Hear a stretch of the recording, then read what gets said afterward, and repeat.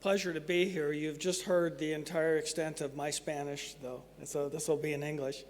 I want to start out and give a public thank you to Jorge. I have a cochlear implant and my battery broke. It's a long story. And Jorge figured out where an audiologist is in Santiago that I could get new batteries, and I would not be able to hear you today if it hadn't happened. So thank you very much, above and beyond. Also, I want to thank Dr. Gubby for having laid some of this stuff I'm going to talk about. That was a superb talk, cramming an enormous amount of information into a short period of time, and I don't think I've ever heard it quite so well done. So that will be very helpful to me.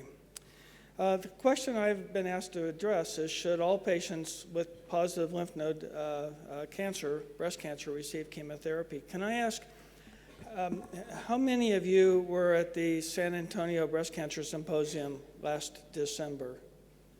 Okay, some of you then have heard this talk because it's part of a debate I had with Professor Hal Burstein, which frankly wasn't much of a debate because I think we agreed pretty on both cases, but at least I'll be going through some of that. These are my conflicts of interest in the United States. We're fond of doing this. I actually have no real conflicts of interest relative to this discussion, though. But this slide I am not showing in my next two talks, and I do have some conflicts I'll point out to you there. So let's just start out with a couple of cases. Let's start out with a 43-year-old premenopausal woman who has a right-sided breast cancer found on screening mammography. She had a core biopsy, had invasive ductal carcinoma, was grade 2 or 3 out of 3. ER was highly positive. PR was modestly positive. HER2 was negative. Ki67 was performed. I wouldn't have done it, but Ki67 was performed. It was 14%. I don't know how to stage this patient, by the way. I agree. The staging system has gotten very confusing. Anyway, she undergoes lumpectomy and sentinel node mapping. Her tumor was about 2 centimeters, grade 3 overall, and she has 1 of 3 sentinel lymph nodes. It was a single focus measuring 4 millimeters in size. So how many of you would give adjuvant endocrine therapy alone? A few. How many would you give chemotherapy and endocrine therapy? A few more. How many of you would do recurrence score testing to decide on whether to give chemotherapy or not? A few. And that's just about the right answer, by the way, in my opinion. Each of you has a slightly different, because we're not sure what to do with this patient.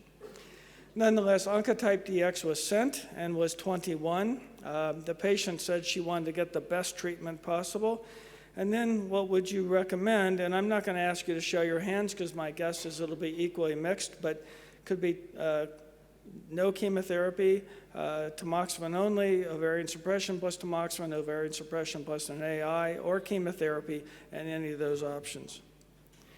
So let's go back and talk about, first of all, should we recommend chemotherapy to this patient or not based on prognosis?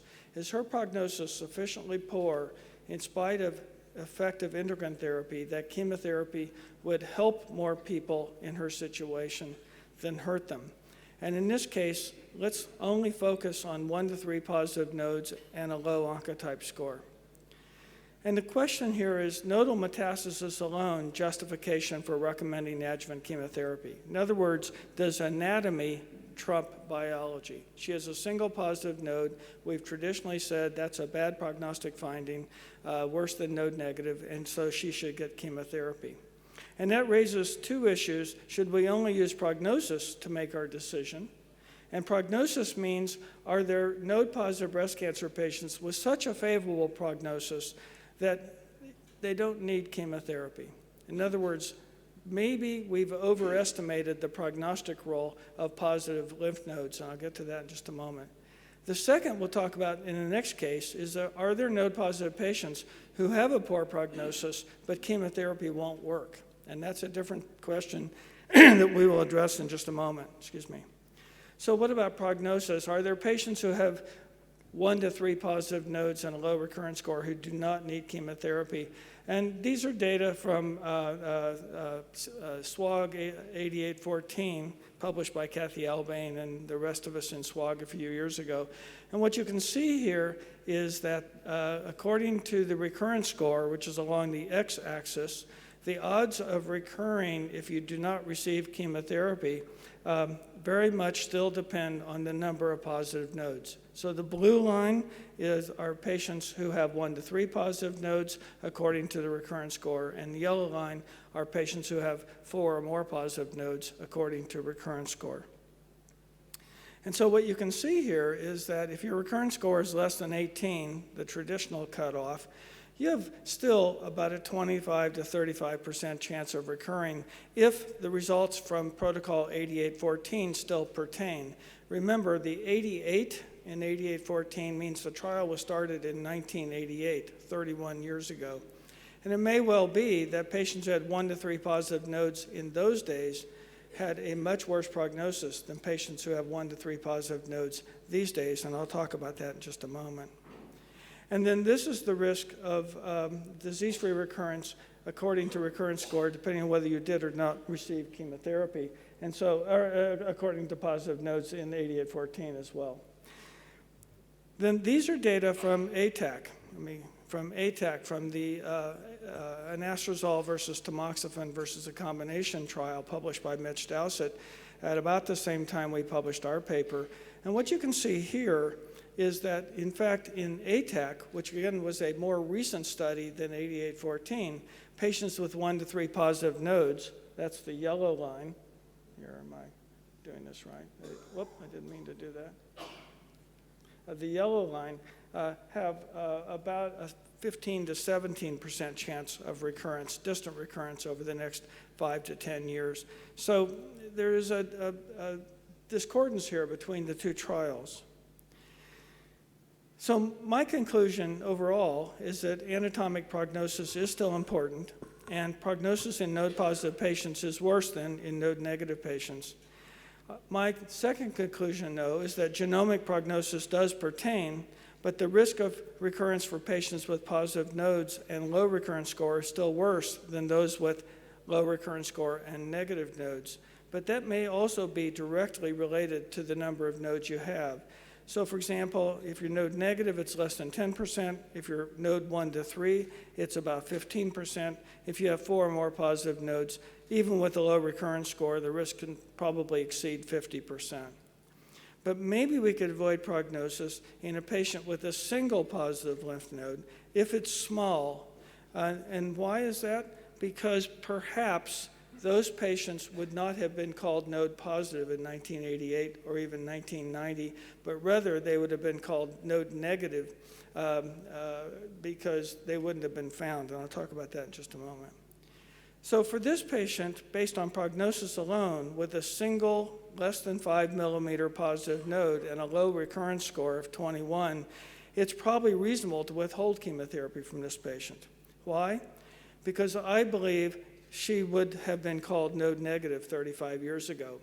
35 years ago, we did not do sentinel nodes, and 35 years ago, the patient had a lump in her breast, was taken to the operating room, the lump was removed, the lymph nodes were removed if it was cancer by frozen section, and then the pathologist would have 15 or 20 or maybe even 50 lymph nodes to review over a 10 or 15 minute period of time, and would likely have missed a very small single node. These days we do a sentinel node, and also we do it 2 to 3 weeks after the original diagnostic biopsy. And I believe, although I can't support this with data, that probably that biopsy kicks a few epithelial cells off the tumor, they hang up in the sentinel node, and 2 weeks later we take out the sentinel node, and now the pathologist has the same 10-minute period of time to look at 1 or 2 nodes instead of 50 or 60 nodes. So I believe what we call node positive, especially single node, small node these days, probably would have been called node negative in the old days, and probably has a prognosis similar to node negative patients. And so therefore, I probably would withhold chemotherapy in this group of patients because I think it's very unlikely they need it. How about a second case? A healthy 47-year-old woman has no family history. She has a much larger tumor, nearly 4 centimeters. It's lobular. It's grade 1, and only one of the lymph nodes is positive by sentinel node, but she has an axillary dissection, is found to have 2 more. So she has 3 positive lymph nodes. She also had an oncotype recurrence score done, and it was 10. So the plan is to give her ovarian suppression and an AI, but again, would we give this patient chemotherapy? And if so, which one? Now we get into prediction, and that is this patient has an ER positive but highly node positive breast cancer. I believe this patient would have been called node positive in 1988, and she's still node positive now. And so the question is whether in this case, it's not that she doesn't need chemotherapy, it's whether chemotherapy just won't work. And in a point-counterpoint set of papers in JCO now almost 10 years ago, I guess 7 years ago, the group from Europe, from the IBCSG, argued that this patient should not get chemotherapy, but I argued we don't know that yet and that I thought she should. And this is just a conceptual design that I put in that paper, and that's going from left to right, luminal A, luminal B, HER2, basal-like, and others, increasingly worse prognosis as you go left to right, decreasing endocrine sensitivity as you go left to right, and increasing chemotherapy sensitivity as you go left to right. This is based on a lot of circumstantial evidence and data and not really proven in a clinic, but I think it's a reasonable model to work from. And in fact, if you look at the original Oncotype DX study by Paik et al. From the NSABP, what you see is the blue line, which is tamoxifen plus chemotherapy, is doing much better as you go left to right on the oncotype recurrence score than the yellow line, which is tamoxifen only. So that down towards your left, you can see they're almost the same, but as you move left to right, the relative effect or the increasing sensitivity to chemotherapy increases. And likewise, in 8814, we saw almost the same thing. So these are 1 to 3 positive node patients, and as again you go left to right, the tamoxifen group does increasingly worse, whereas the tamoxifen-less chemotherapy group does increasingly better. And it looks very similar to B20. And these are just bigger positive nodes. So this patient falls into the group of patients close to 4 positive nodes. She had 3 positive nodes. And again, the suggestion here is not that she doesn't need chemotherapy. Her prognosis is relatively poor, but it just may not work, and we don't want to give chemotherapy to people who won't benefit from it. We really thought we had the answer. And then in the Oxford overview, and I think most of you know the Oxford overview, the meta-analysis in which all the randomized trials in the world are put into a single database in Oxford, and then we can spit them back out.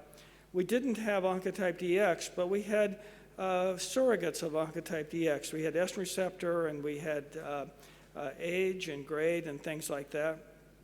And we had them plot out the relative benefit of chemotherapy versus not, according to all these things together. And what you can see here is that no matter how we plotted it out, the odds of benefiting from chemotherapy were about 1/3. In other words, we decreased the odds of recurrence by about 1/3 with chemotherapy versus nil, regardless of how we split this up. So on the one hand, this is disturbing because we really thought we had an answer about prediction. On the other hand, it's of great interest, and this is involving thousands of patients, not hundreds of patients. And so in the Oxford overview, we concluded that after several analyses, there is no apparent significant interaction of estrogen receptor, progesterone receptor, or grade in any age group on the proportional effect of chemotherapy. This is a very important slide. This is the Hayes principle of science, and that is that the certainty I have about any issue plotted against the odds that I am wrong is a straight line with an R-squared of 0.99. I was sure we knew the answer to this, and then we saw these data, and this convinced me this is why we do randomized trials. We can't make assumptions. We have to keep using the scientific method. So in SWOG, we have designed a new trial. In fact, it's now completed accrual, asking whether chemotherapy doesn't work in low recurrence score patients. So we identified patients who had positive lymph nodes, hormone receptor positive and HER2 negative, pre- and postmenopausal. And if they fit the criteria of a recurrence score less than 25, and we chose 25 for a variety of reasons, They were then randomly assigned to receiving endocrine therapy alone or chemotherapy plus endocrine therapy to see whether or not prognosis, but prediction. TAILOR-RX is mostly asking about prognosis, and the responder trial, which is a companion trial, is asking mostly about prediction. This was closed to accrual in North America 4 years ago. One thing we're finding out is that women who have ER-positive, HER2-negative breast cancer in the 2000s have a better prognosis than women who had a similar cancer diagnosed before 1995. And in fact, at this year's San Antonio meeting from the Oxford Overview, we're going to report that observation. And the point here is it took us longer to get TAILOR-RX data. It took us 4 years longer than we thought it would take us. And already we're beyond where we thought we would have enough data to report the responder trial, and we're still waiting for enough events. Stupidly, I found myself telling a patient who fell into the intermediate category of TAILOR-RX a couple of years ago, and she didn't know she had an oncotype DX of 22. Should she get chemotherapy or not? And she was really struggling, and she said, Dr. Hayes, I have to know. And I said, we just don't know yet. We're in equipoise. We're waiting for the results. This is before TAILOR-RX was reported. And she said, well, I have to know now. And I said, well, the problem is you're all doing so well, we can't get an answer. And I don't know if that translates into English, but you never want to tell a patient that the problem is she's doing too well. That was really stupid.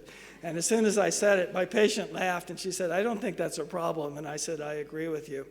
So it's made it harder to do these studies, which is good news, of course. But we are going to get an answer slowly but surely here. So for this patient, first of all, I wouldn't have ordered a genomic test.